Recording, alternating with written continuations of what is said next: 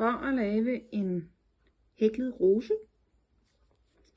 skal vi bruge en hæklenål størrelse 5,0, en nål og en saks. Og selvfølgelig det garn, som man nu gerne vil lave den i. Den her er lavet på præcis samme måde, bare med en anden farve.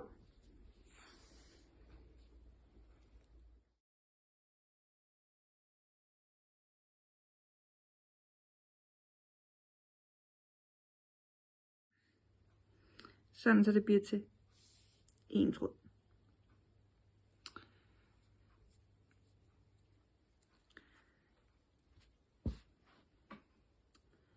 Det vil sige, at den kører både fra midten og fra siden. Så man har den lyseste og den mørkeste farve i en. Når jeg starter op, så laver jeg sådan en her, hvor jeg sætter min hæklenål ind, tager fat i den, og rundt om der og ud. Så har man sin start. Vi skal nu kæde 103 masker, så det er bare at komme i gang.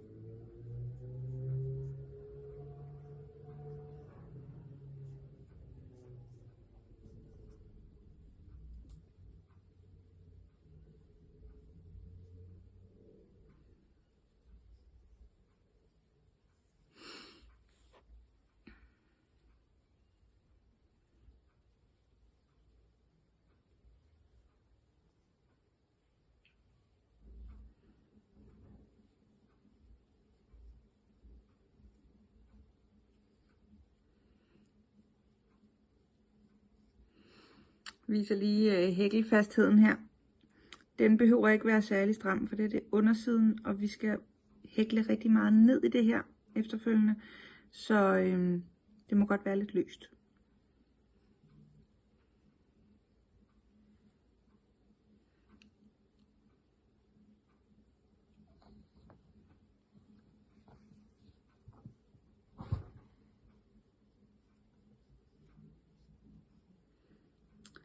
Jeg vender tilbage, når jeg har fået lavet 103.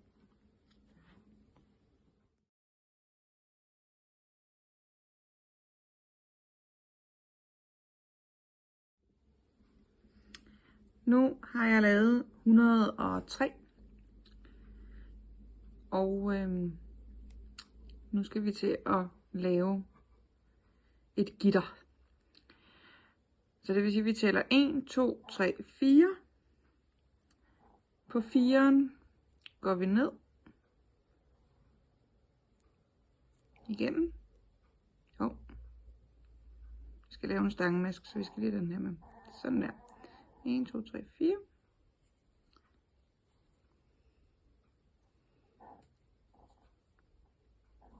Sådan der. Og så en. Så laver man bare, ja. Først en stangemaske, og så en almindelig kædemaske. Og så tæller vi 1, 2, og så i nummer 3 laver vi en stangemaske til.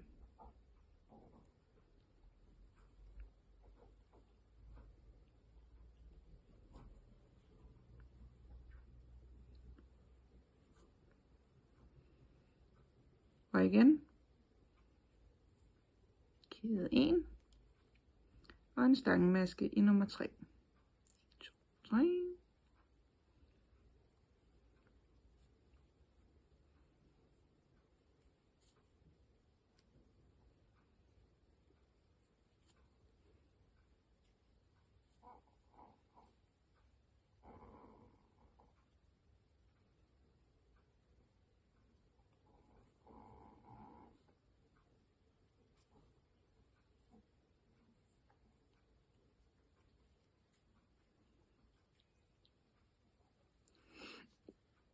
sådan så vi får sådan nogle små huller, altså laver et lille gitter. Det fortsætter man med ind til enden. Så som sagt, kæde 1, og så tælle 1, 2, og så må nummer 3, på nummer 3, ind igennem.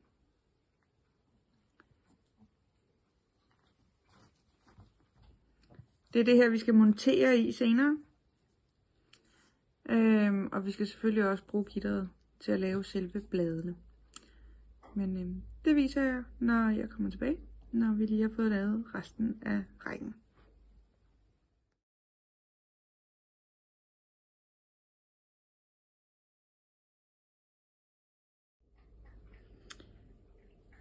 Når vi så har lavet hele gitteret, hele vejen hen,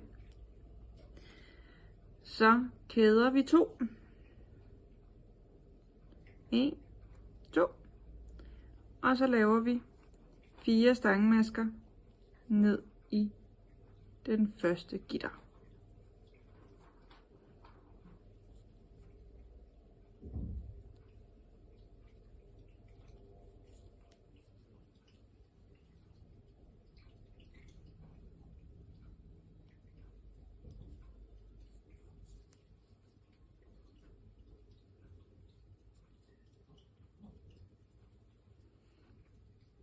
Sådan der. Så har vi det første lille blad.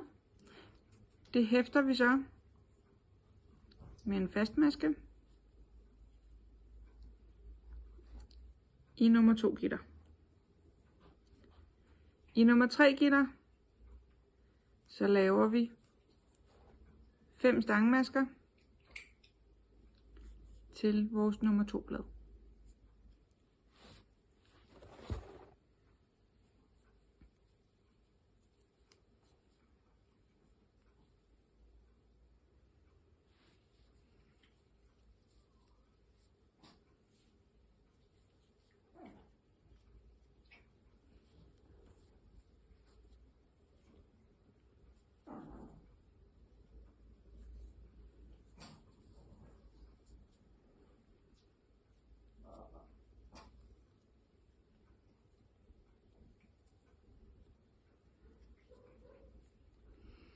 Så har vi 5. Det er vores nummer 2 blad, og det hæfter vi så i det 4. gitter.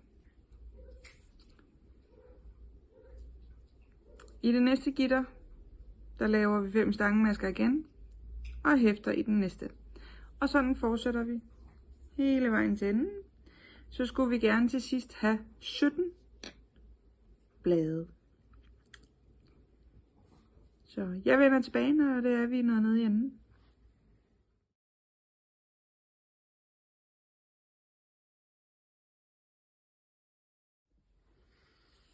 Nu har vi lavet alle 17 kronblade.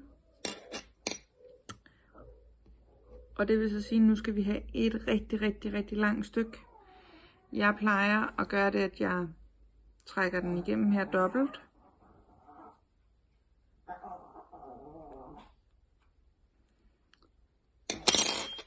Og så tager jeg den fra min ene arm, eller min ene hånd, til den anden hånd. Sådan, så den er dobbelt.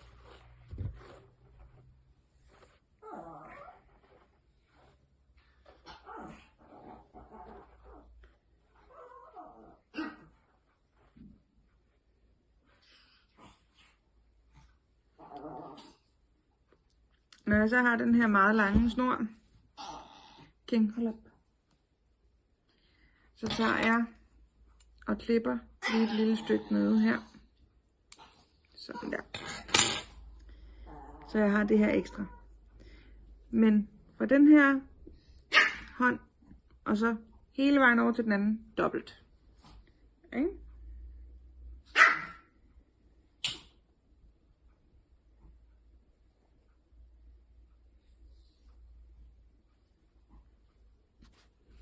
Sådan der.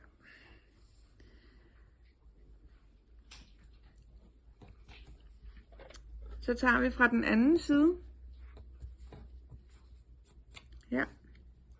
Man kan med fordel tråde sin tråd allerede nu. Det vil sige den her meget lange snor her.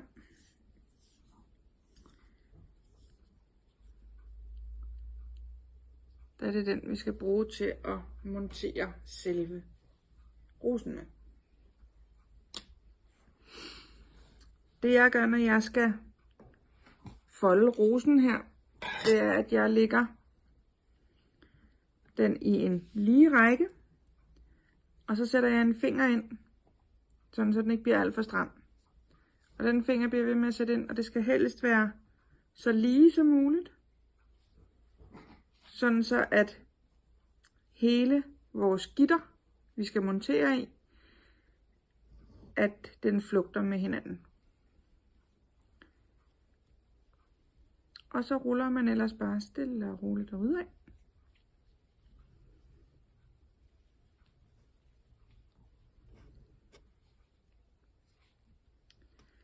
Så skal bunden gerne se sådan her ud med en lille finger imellem.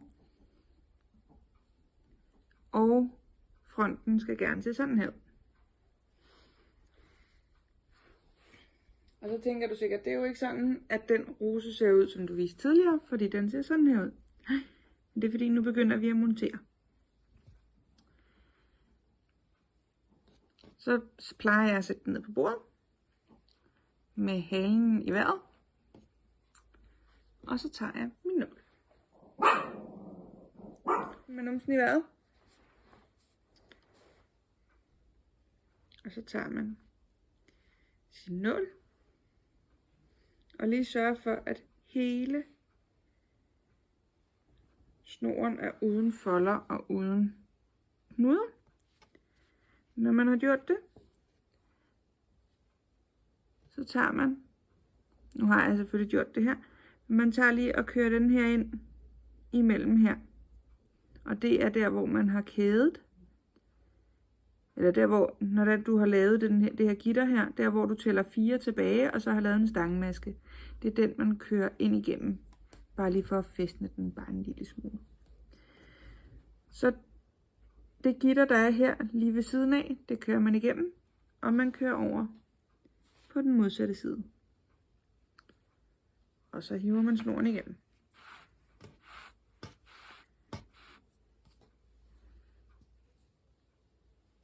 Og igen sørge for, at der ikke kommer alle mulige knuder.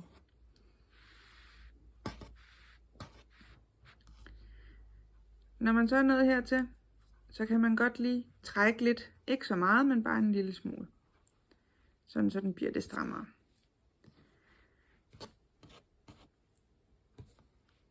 Og så tager man gitteret lige ved siden af.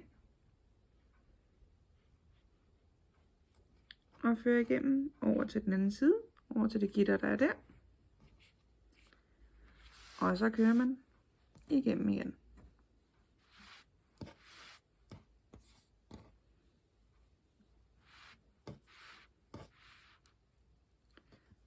Og igen stramme lidt. Se, nu begynder den at trække sig lidt indad her.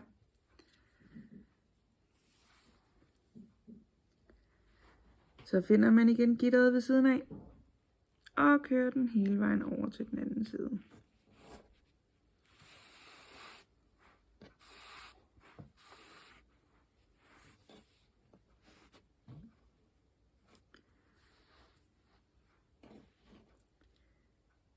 Så kigger man lige, hvad der ellers er af gitre, der godt kunne trænge til at blive strammet op. Og eventuelt lige hiver lidt i den, sådan så man kan se det. Man kan se her, der mangler den lidt herover. Så det vil sige, at vi skal have den igennem her.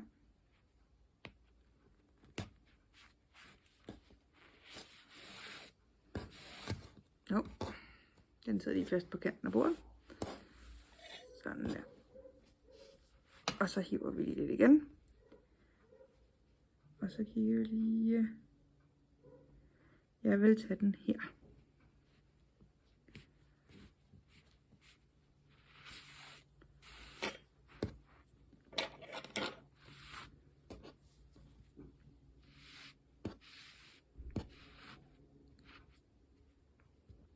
Kan vi lige vende den om, og så lige kigge på, hvordan den ser ud. den ser jo faktisk rigtig fin ud. Det næste vi så skal, det er at vi skal lave den første af de her snore, man bruger til at binde om halsen, eller bruge det på sjal, eller bruge den på, ja, som hårpynt. Og det er derfor den her den er så lang. Det første jeg så gør nu, det er at jeg faktisk binder en ganske almindelig knude, for lige at holde det hele på plads. Uti. Så gør jeg det, som jeg startede det hele med, bortset fra at det er med rosen i enden. Jeg fører den under min pegefinger, ned under min tommelfinger og rundt om min tommelfinger. Og så prøver jeg at se, om jeg kan lave den så kort som muligt, hvor jeg så sidder og holder på rosen inde i hånden. Så tager jeg min hæklenål, og så skubber jeg den her så langt ned mod rosen som overhovedet muligt.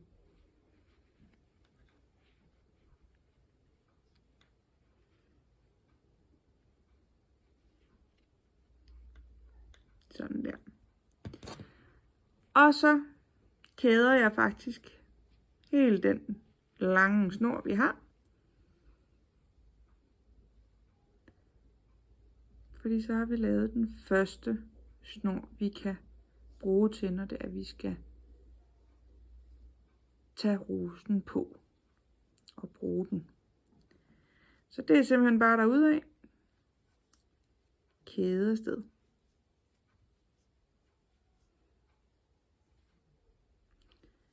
Så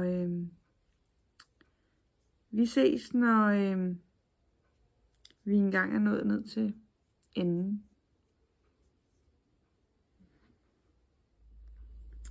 Når det er, man har gået hele vejen, så når der er en lille smule tilbage af sin snor, så trækker man den igennem øjet, og så strammer man til.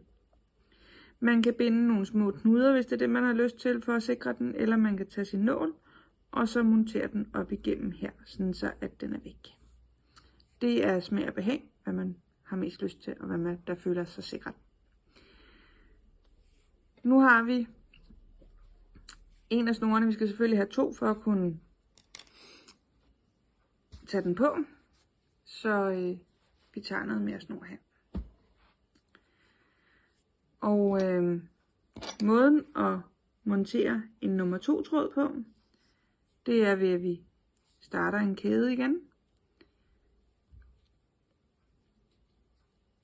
Sådan der. Og så kigger vi på, den sidder fast der, jamen så vil vi gerne have den omkring det samme sted, så det er her omkring. Så prøver vi lige, om vi kan få lov til at komme ind her med vores hæklenål. Det kunne vi. Og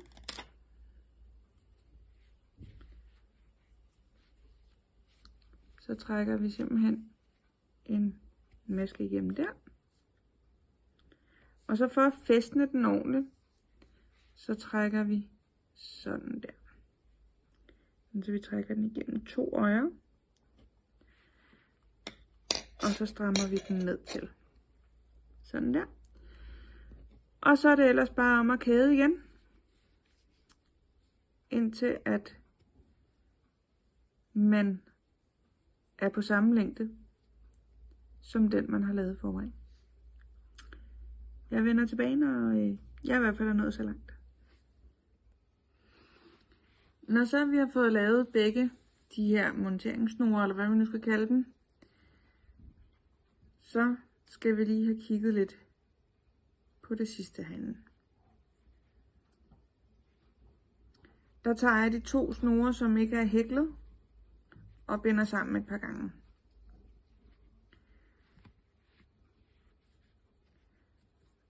For at sikre mig, at der ikke sker noget med dem.